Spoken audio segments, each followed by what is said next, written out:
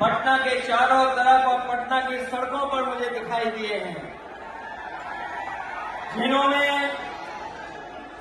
चुनाव शुरू होते ही ऐलान कर दिया है कि अगर उत्तर प्रदेश 80 हराओ का नारा दे रहा है, अगर उत्तर प्रदेश 80 हराओ का नारा दे रहा है,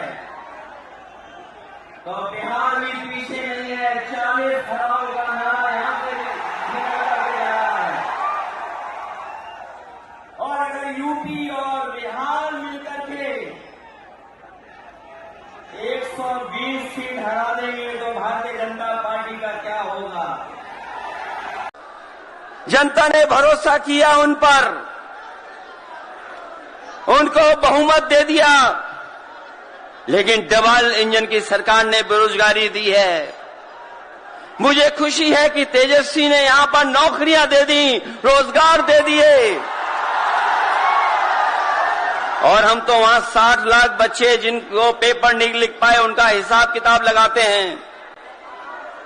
उनका अगर हम बड़ा परिवार न माने, केवल 3 सदस्य परिवार के माने, बेटा और मां बाप, तो 60 का गुणा 3, 1 करोड़ 80 लाख वोट, और 1 करोड़ 80 लाख लोगों को अगर हमने भाग दे दिया 80 लोकसभा से, तो केवल उत्तर प्रदेश में 2,25,000 हर लोकसभा में वोट कम हो गया है। लेकिन तेजस्वी ने बिहार में पलट करके दूसरा काम किया। अभी 3 लाख नौकरी दी, हिसाब लगा लो कितने परिवारों का जीवन बदला। और सोचो 10 लाख नौकरी मिल जाती तो कितना परिवारों का भविष्य बदल जाता। इसलिए जो लोग कहते हैं कि परिवार वाले हम लोग हैं,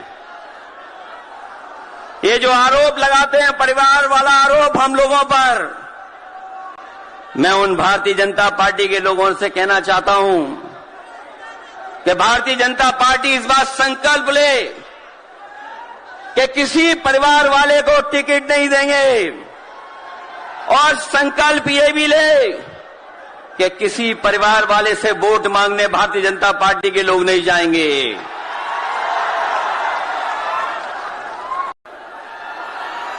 जिन्होंने चुनाव शुरू होते ही ऐलान कर दिया है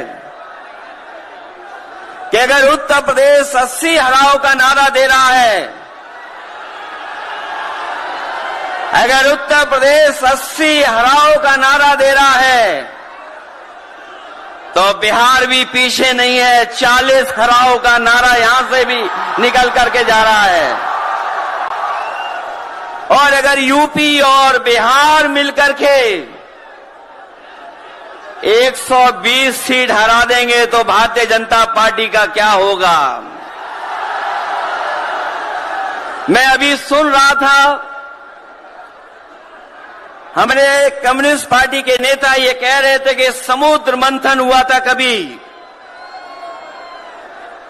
समुद्र मंथन हमारे सभी लोगों को पता है, समुद्र मंथन के दौरान क्या हुआ है। लेकिन इस ऐतिहासिक मैदान में मैं कहना चाहता हूं कि 2024 में संविधान मंथन होने जा रहा है। एक तरफ वो लोग हैं जो संविधान बचाना चाहते हैं, संविधान के रक्षक हैं, और दूसरी तरफ वो लोग हैं जो संविधान के भक्षक हैं, संविधान को खत्म करना चाहते हैं। मैं जब बिहार आया हूं आपके बीच में, जब मैंने अखबार उठा करके देखा तो एक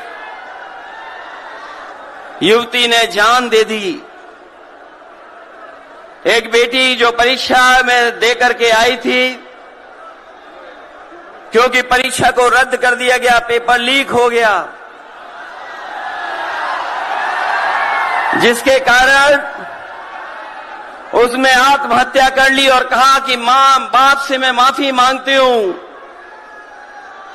ये उत्तर प्रदेश में एक घटना नहीं हुई है, उससे पहले भी कई नौजवानों ने जिनको नौकरी नहीं मिली उन्होंने अपनी जान दे दी। जिस देश से मैं चुन करके आता था, वहां भी एक ब्रजेश पाल बेटे ने, हमारी आपकी उम्र से कम उम्र, उस नौजवान ने पढ़ी लिख ली डिग्री जो थी, उन डिग्रियों को जला करके और आत्महत्या कर ली। ये हालत है देश की। और वहां पर उत्तर प्रदेश में जहां पर से प्रधानमंत्री चुन करके जाते हैं,